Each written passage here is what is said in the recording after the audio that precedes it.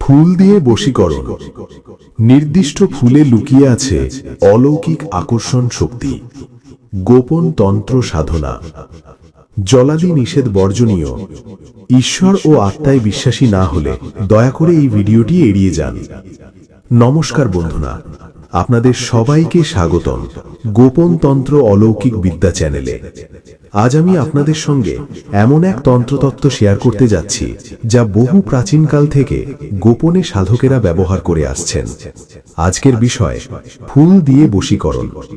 অনেকেই মনে করেন বশীকরণ মানেই অশুভ কিছু, কিন্তু শাস্ত্র বলে যে বিদ্যা অন্যায় উদ্দেশ্যে ব্যবহার হয় সেটাই অশুভ, আর যে বিদ্যা শুদ্ধ মনে ভালোবাসা ও আকর্ষণ বৃদ্ধির জন্য ব্যবহৃত হয় সেটাই সাধনা। এই ভিডিওটি শেষ পর্যন্ত মন দিয়ে শুনুন, কারণ একটি ছোট ভুল আপনার সাধনাকে নিষ্ফল করে দিতে পারে। ফুল।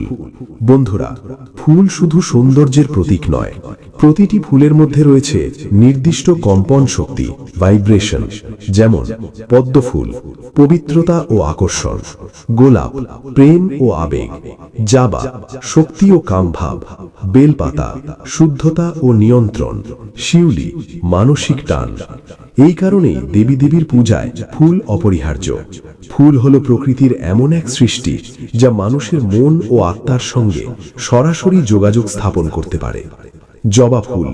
সব ফুল দিয়ে বশীকরণ হয় না। শাস্ত্রমতে সবচেয়ে কার্যকর ফুলগুলো হলো লাল গোলাপ, প্রেম আকর্ষণ ও মানসিক টানের জন্য। জবা ফুল শারীরিক আকর্ষণ ও কাম ভাবের জন্য। সাদা পদ্ম বা শাপলা সম্মোহন ও গভীর প্রভাবের জন্য।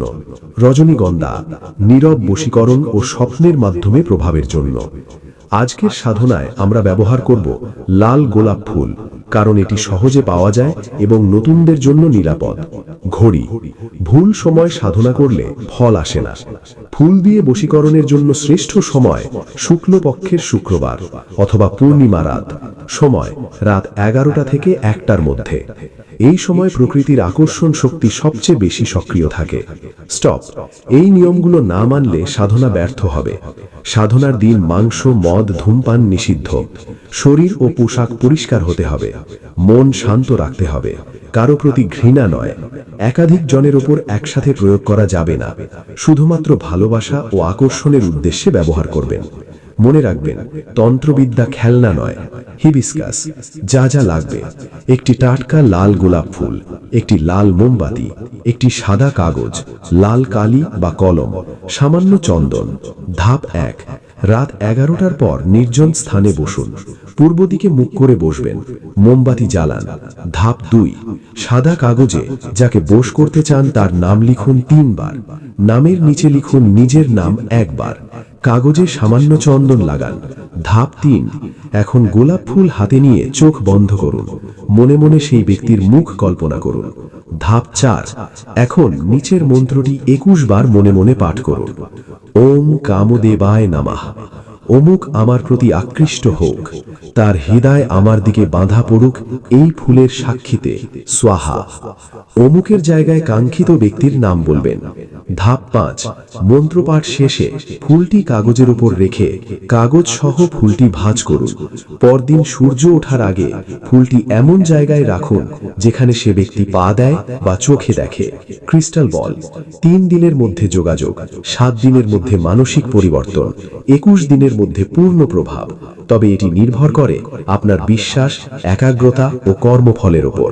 ওয়ার্নিং: বন্ধুরা, ভুল উদ্দেশ্যে বশীকরণ করলে তা উল্টো ফল দিতে পারে, যার লক্ষণ মানসিক অস্থিরতা, দুঃস্বপ্ন, সাধকের জীবনে বাঁধা। তাই আমি বারবার বলি, শুদ্ধ মনে সীমার মধ্যে থাকুন। বন্ধুরা, ফুল দিয়ে বশীকরণ কোনো জাদু নয়, এটি মন, শক্তি ও বিশ্বাসের সমন্বয়। আপনি যদি নিজেকে শুদ্ধ রাখতে পারেন, তাহলে প্রকৃতি নিজেই আপনার পক্ষে কাজ করবে। এই ভিডিওটি ভালো লাগলে লাইক করুন, শেয়ার করুন এবং গোপন তন্ত্র অলৌকিক বিদ্যা চ্যানেলটি সাবস্ক্রাইব করতে ভুলবেন না।